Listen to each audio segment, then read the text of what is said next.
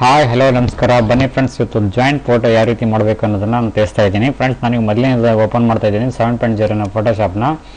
ನಾನು ಬರೀ ಇರ್ತಕ್ಕಂಥದ್ದು ಕನ್ನಡ ಒಂದು ಫಿಲ್ಮ್ ಇಂಡಸ್ಟ್ರಿಯ ಕ್ಯೂಟ್ ಜೋಡಿ ಆಗಿರ್ತಕ್ಕಂಥದ್ದು ರಾಗಿಣಿ ಆಮೇಲೆ ಪ್ರಜ್ವಲ್ ದರೋಜ್ ಅವ್ರದ್ದು ಒಂದು ಕಪಲ್ಸ್ ಫೋಟೋನ ನಾನು ಇನ್ಸ್ಟಾಲ್ ಮಾಡ್ಕೊಂಡಿದ್ದೀನಿ ಫೋಟೋಶಾಪ್ ಒಳಗೆ. ಇವ್ರದ್ದಿಬ್ಬರದ್ದು ಜಾಯಿಂಟ್ ಫೋಟೋ ಕ್ರಿಯೇಟ್ ಮಾಡಬೇಕು ಅಂದ್ಕೊಂಡಿದ್ದೀನಿ. ಸೊ ಯಾವ ರೀತಿ ಮಾಡಬೇಕು ಅನ್ನೋದನ್ನು ನಾನು ತಿಳಿಸ್ತಾ ಇದ್ದೀನಿ. ಫಾಲೋ ಮಾಡಿ ಫ್ರೆಂಡ್ಸ್. ಮೊದಲನೇದಾಗಿ ಒಂದೊಂದು ಸ್ಟೆಪ್ ಬೈ ಸ್ಟೆಪ್ ಹೇಳ್ತಾ ಇದ್ದೀನಿ, ಪೂರ್ತಿಯಾಗಿ ನೋಡಿ. ಸ್ಕಿಪ್ ಮಾಡಬೇಡಿ. ಸ್ಕಿಪ್ ಮಾಡೋದ್ರಿಂದ ಏನು ಪ್ರಯೋಜನ ಆಗೋದಿಲ್ಲ. ಸೊ ಹಾಗಾಗಿ ನಾನು ಹೇಳ್ತಾ ಇದ್ದೀನಿ, ಸ್ಕಿಪ್ ಮಾಡಬೇಡಿ ಫ್ರೆಂಡ್ಸ್. ಮೊದಲನೇದಾಗಿ ನ್ಯೂ ಪೇಜ್ ಕ್ರಿಯೇಟ್ ಮಾಡ್ಕೊತಾ ಇದ್ದೀನಿ. ನ್ಯೂ ಪೇಜ್ ಕ್ರಿಯೇಟ್ ಮಾಡಿಕೊಂಡು ಒಂದು 10x10 ಒಂದು ನ್ಯೂ ಪೇಜ್ ಕ್ರಿಯೇಟ್ ಮಾಡ್ಕೊಂಡಿದ್ದೀನಿ. ಎರಡು ಇಮೇಜ್ನ ಇದರೊಳಗೆ ಹಾಕ್ತಾ ಇದ್ದೀನಿ. ಬೇರೆ ಬೇರೆ ಬ್ಯಾಕ್ಗ್ರೌಂಡ್ ಆಗಿರ್ತಕ್ಕಂಥವು ಎರಡು ಇಮೇಜನ್ನು ಇದರೊಳಗೆ ಒಂದೇ ಸೈಡ್ ಹಾಕ್ತಾ ಇದ್ದೀನಿ. ಸೊ ಈಗ ನೋಡ್ತಾ ಇದ್ದೀರಾ, ಒಂದು ಲೇಯರು, ಇದು ಎರಡನೇ ಲೇಯರ್ ಆಯಿತು.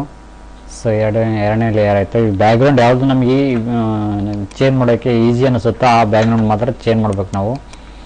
ನೋಡ್ತಾ ಇದ್ದೀರಾ ಫ್ರೆಂಡ್ಸ್, ಈ ಥರ ಇದೆ. ಇದು ಬ್ಯಾಕ್ಗ್ರೌಂಡ್ ಚೇಂಜ್ ಮಾಡಬೇಡ, ನೋಡೋಂತಾರೆ ಮ್ಯಾಜಿಕ್ ಟೂಲ್ ಹಾಕಿ. ಮ್ಯಾಜಿಕ್ ಟೂಲ್ ತಾಗ್ತಾವೆ ಫ್ರೆಂಡ್ಸ್, ನೋಡ್ತಾ ಇದ್ದೀರಾ.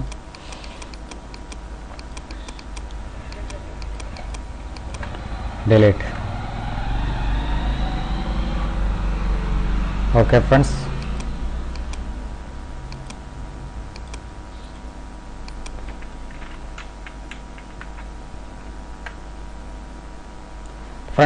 ಈ ಟೂಲ್ ತಗೊಂಡು ಕಳಿಸಿ ಏನು ಮಾಡಬೇಕು ಅಂತಂತಂದರೆ, ಈ ಟೂಲ್ ತಗೊಂಡು ಕಳಿಸಿ ಸೆಲೆಕ್ಷನ್ ಮಾಡಿಕೊಂಡು ಕಲರ್ನ ಚೇಂಜ್ ಮಾಡ್ಕೋಬೇಕು. ಈ ಕಲರ್ನ ಬಂದು ಈ ಕಲರ್ ಬೇಕಾಗಿತ್ತು ನಮಗೆ ಇಲ್ಲಿ. ಸೊ ಈ ಕಲರ್ನ ಇಲ್ಲಿ ಬಂದು ಕ್ಲಿಕ್ ಮಾಡಿಕೊಂಡು ಬ್ರಷ್ ಟೂಲ್ ತಗೊಂಡು ಸ್ವಲ್ಪ ಸೈಜ್ ದೊಡ್ಡದು ಮಾಡಿಕೊಂಡು ಇಲ್ಲಿ ಬಂದು ಈ ಥರ ಹಾಕಿದರೆ ಆಯಿತು. ಈ ಥರ ಮಾಡಿದರೆ ಆಯಿತು, ತಾನೇ ಒಂದು ಸೆಟ್ ಆಗುತ್ತೆ, ಫಿಲ್ ಆಗುತ್ತೆ. ಸೊ ಎರಡು ಕಲರ್ ಬ್ಯಾಕ್ಗ್ರೌಂಡು ಒಂದೇ ಆಯಿತು, ನೋಡಿದ್ರಲ್ಲ. ಓಕೆ ಗೈಸ್, ಎರಡು ನೋಡಿದ್ವಿ. ಈ ಎರಡು ನೋಡಿದ ನಂತರ ಏನು ಮಾಡ್ತೀವಿ ಇವಾಗ, ಸ್ವಲ್ಪ ಇಲ್ಲಿ ಕೂದಲು ಅಸಹ್ಯ ಕಾಣ್ತಾ ಇದೆ, ಇದನ್ನ ಸ್ವಲ್ಪ ಎಡಿಟ್ ಮಾಡ್ಕೊಂಬೋಣ. ಬ್ರಷ್ ಟೂಲ್ ತಗೊಂಡು ಸ್ವಲ್ಪ ಸಣ್ಣ ಸೈಜ್ ಮಾಡಿಕೊಂಡು ಹಿಂಗೆ ಮಾಡ್ಕೊಂಬಿಡೋದು.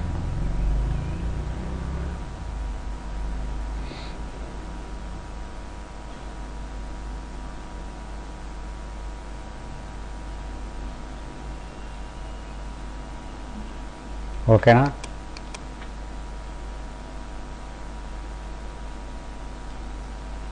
ಫ್ರೆಂಡ್ಸ್, ಓಕೆ, ಚೆನ್ನಾಗಿ ಬಂದಿದೆ.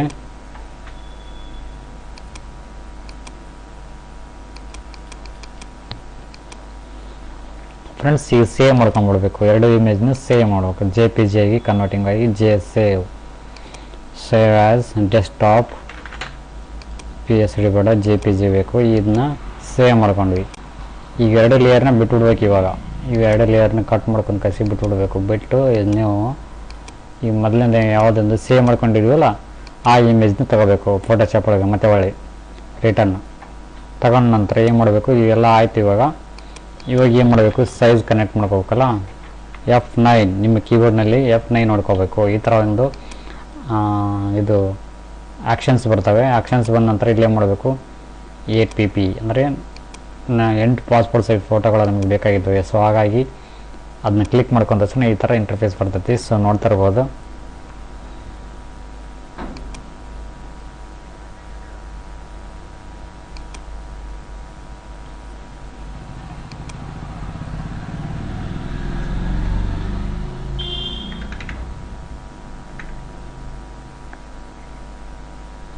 ಫ್ರೆಂಡ್ಸ್, ಇಲ್ಲಿ ಮೇಲ್ಗಡೆ ಸ್ವಲ್ಪ ದೊಡ್ಡದಾಗಿದೆ, ಇನ್ನೊಂದು ಸ್ವಲ್ಪ ಚಿಕ್ಕದು ಮಾಡ್ಕೊಂಬೋಣ. ಕರೆಕ್ಟಾಗಿ ಸೈಜ್ ಆಗಂಗೆ ನೋಡ್ತೀನಿ.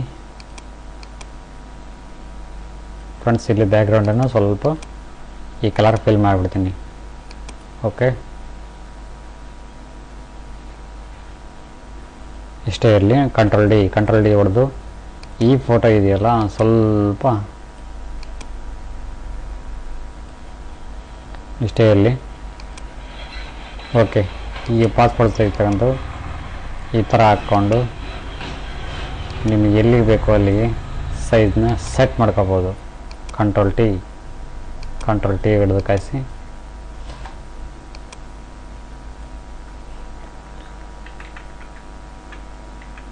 ಓಕೆನಾ.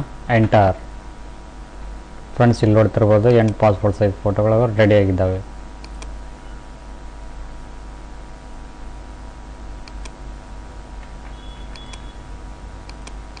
ನೋಡ್ತಾ ಇದ್ದೀರಾ 8 ಪಾಸ್ಪೋರ್ಟ್ ಸೈಜು ರೆಡಿಯಾಗಿದ್ದಾವೆ.